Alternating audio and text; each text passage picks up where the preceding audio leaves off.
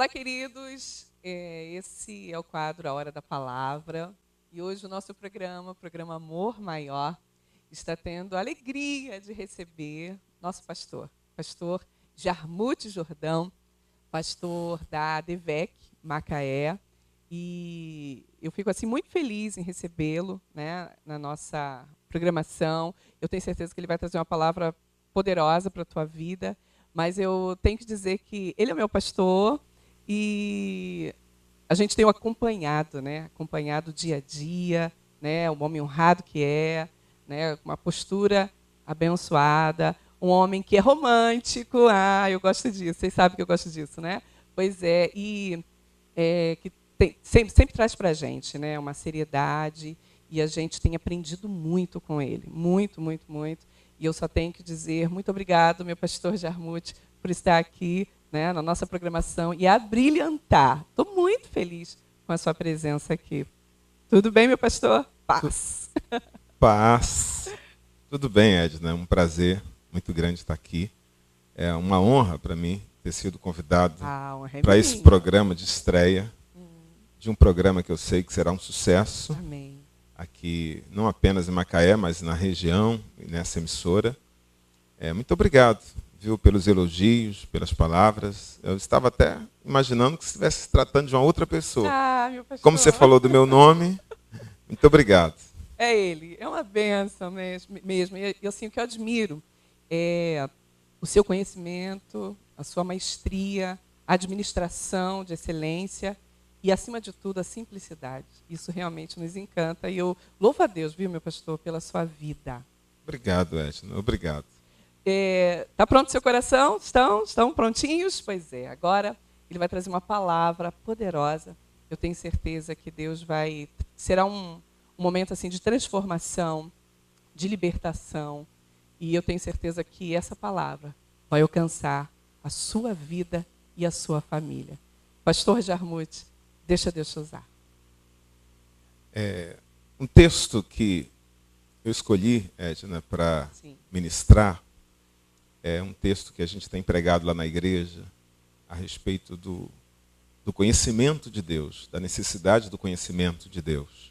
Sim. É um texto que está lá em Oséias, no capítulo 6, versículo 3, um convite. Oséias diz: conheçamos e prossigamos em conhecer o Senhor.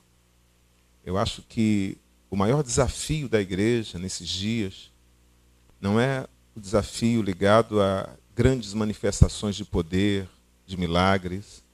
Eu acho que o maior desafio da igreja desses dias não está ligado ao crescimento de seitas e religiões e a algum tipo de ameaça de crescimento demográfico.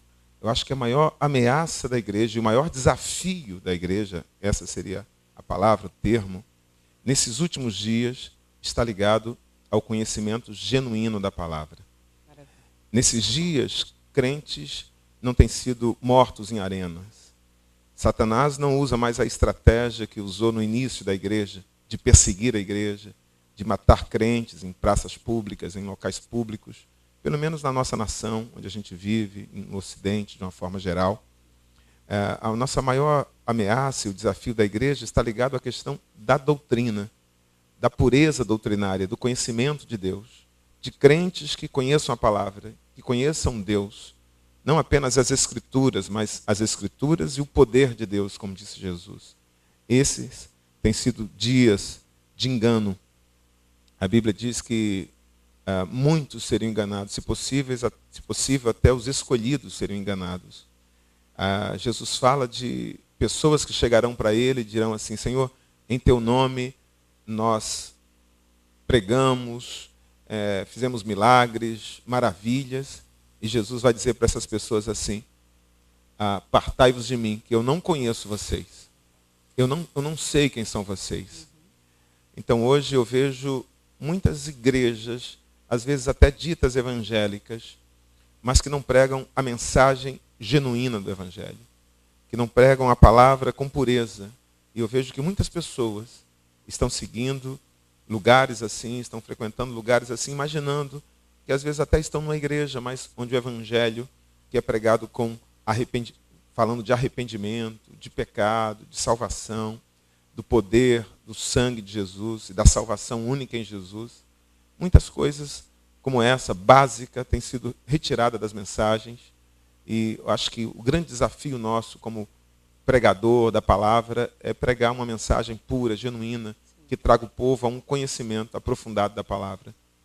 Jesus, quando ele fala da parábola do semeador, né, que saiu a semear e lançou a sua semente, e o primeiro solo foi à beira do caminho, e outro solo foi um solo pedregoso, ele diz que quando nasceu o sol, aquela semente logo morreu.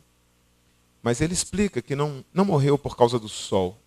Na verdade, o sol, que representa as tribulações, como ele mesmo explica, o sol não mata a planta. Pelo contrário, o sol é responsável pela vida da planta. Então, o que mata a crente não é o sol da tribulação. Jesus diz, e ela morreu porque não havia profundidade. Profundo. Faltava-lhe profundidade. Então, a gente ter profundidade na palavra, né, é responsável pela nossa vida, pelo nosso crescimento, pela nossa frutificação. Então, a gente vê muitos crentes hoje numa era de superficialidade, levando essa superficialidade para o seu conhecimento da palavra e para o seu relacionamento com Deus. Por isso que eu acho que esse convite de Oséias é um convite atualíssimo e muito importante. Conheçamos e prossigamos em conhecer o Senhor. É o conhecimento de Deus que nos livra das heresias. É o conhecimento de Deus que nos permite ter uma vida frutífera em Deus. É o conhecimento de Deus que nos permite ter uma vida de oração, uma vida de relacionamento com Deus. Quando a gente conhece alguém, a gente fala assim, prazer em conhecer. Na verdade, a gente nunca conviveu com aquela pessoa e a gente não conhece aquela pessoa de fato. Mas a gente fala isso como uma maneira de se expressar, né? É um termo usado comumente nas nossas relações sociais, prazer em conhecer. Mas não é desse conhecimento que Oséias está falando, de um conhecimento superficial de alguém que a gente vê uma vez na vida ou vê raramente. Oséias está nos convidando, e o verbo está no imperativo, conheçamos, né? Na primeira pessoa do plural, porque ele também se inclui, porque todos nós precisamos conhecer Deus, ele também se inclui nisso, conheçamos e prossigamos em conhecer o Senhor. Então, é um convite a gente conhecer Deus. E saber quem é Deus é diferente de conhecer Deus. Conhecer Deus é ter um relacionamento pessoal com Ele. É conhecer o que Ele pensa, é conhecer qual é a sua vontade, quais são os seus projetos, né? Conhecer o que Ele gosta, o que Ele não gosta, e amar o que Ele ama e aborrecer o que Ele aborrece. É caminhar com Deus.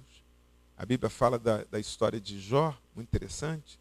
E depois de Jó passar por tudo aquilo, Jó chega ao final do seu livro, no capítulo 42, e ele declara humildemente, com muita humildade, ele reconhece, ele diz, antes eu te conhecia de ouvir falar. Ai, é lindo. Mas agora os meus olhos te veem, agora eu conheço de caminhar contigo. Então, muitas vezes, a gente não percebe que o nosso relacionamento com Deus tem sido esse relacionamento de prazer em conhecer, ou esse conhecimento de ouvir falar, mas Deus deseja demais. Eu acho que uma das coisas que mais Deus deseja é ser conhecido por nós, é se revelar para nós, mas de uma forma profunda, de uma forma mais intensa e pessoal e progressiva. Por isso que ele diz, conheçamos, né? A vereda do justo é como a luz da aurora, que vai brilhando mais e mais até ser dia perfeito. E é esse conhecimento que ilumina, que clareia, que é o tesouro que está em vaso de barro, que Paulo vai falar lá em Coríntios. É o conhecimento de um Cristo glorificado.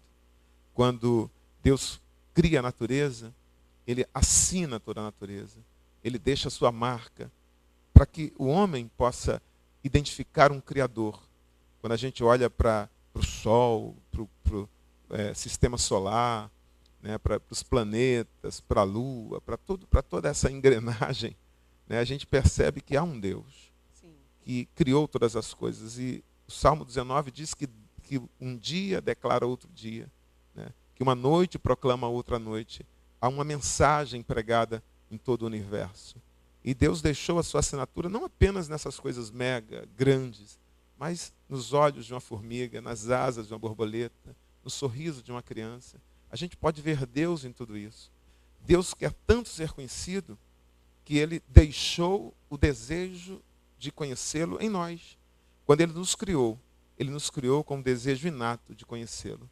Por isso que o homem busca conhecer Deus de todas as formas. Mas, infelizmente, o homem não pode conhecer Deus pelos seus próprios esforços. O homem não pode traçar os seus próprios meios para conhecer Deus, mas mesmo porque a natureza não vai falar do caráter de Deus, da bondade de Deus.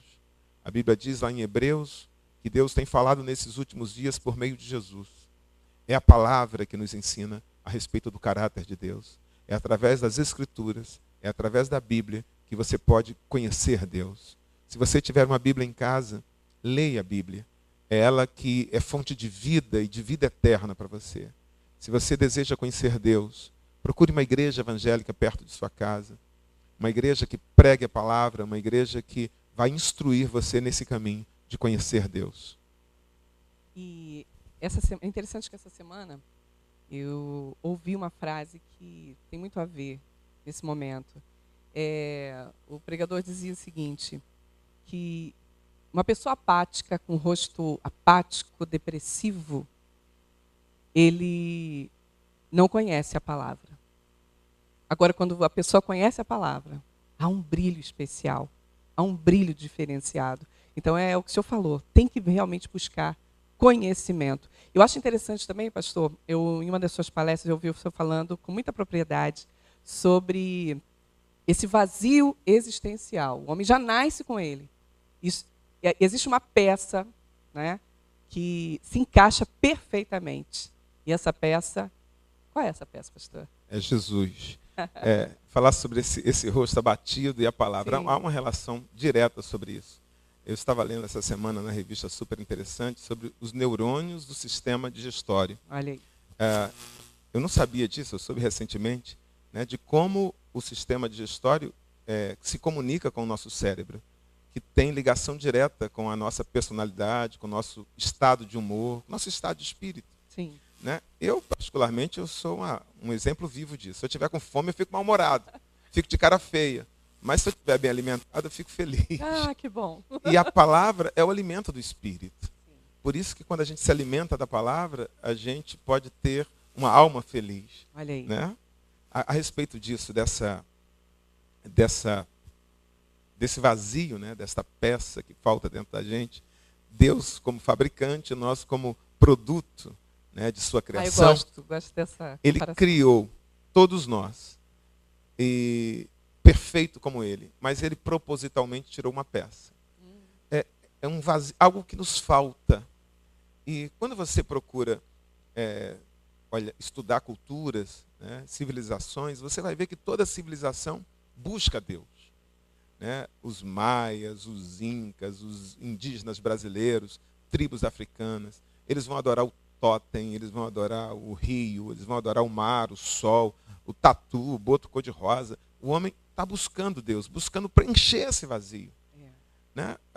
Muitos aqui, próximos a nós, né, estão buscando isso no futebol, estão buscando isso na bebida, estão buscando isso nos prazeres, nos hobbies, né, nos homens ou nas mulheres, buscando na vida. Mas o vazio continua lá, porque Deus deixou essa peça que falta com ele. Somente ele pode preencher esse vazio. Então, quando o homem encontra Deus e ele conhece Deus, então esta peça é encaixada, que é Jesus. Perfeitamente. Olha, eu amo essa colocação, né? E por isso que eu até posso estender aqui, existem tantas pessoas depressivas, porque buscam muitas coisas, né? Preencher esse vazio, mas não encontram. Aí vem a angústia, vem a depressão, vem por que existir? E a gente sabe que tem muita gente vivendo essa situação, né, pastor? Verdade. Nesse sentido, tem um texto da Bíblia, em Pedro, que Pedro fala assim: ele é a pedra que os edificadores rejeitaram, mas Deus a colocou como pedra principal de esquina. E Pedro está falando de Jesus.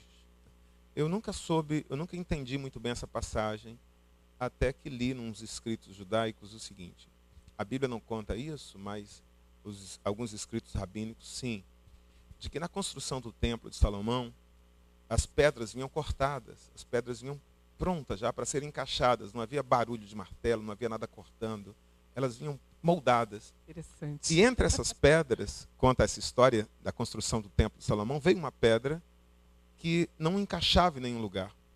E esta pedra foi rejeitada. E é dessa história que Pedro está falando, que Jesus é essa pedra rejeitada.